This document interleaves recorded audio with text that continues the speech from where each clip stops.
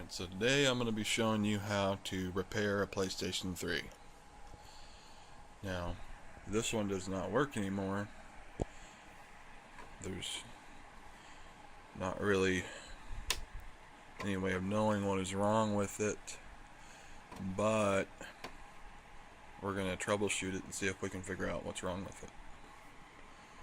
Okay, so first we're going to already took all the screws out for the cover, so you just take that off and you can inspect the fan, all the little wires, and the disk drive, and here's where the motherboard is at.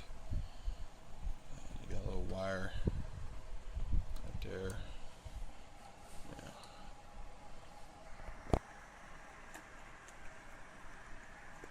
Now,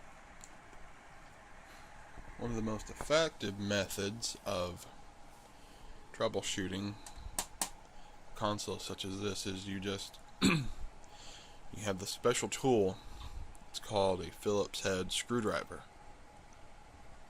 See that? Now basically what you want to do with this tool is you kind of want to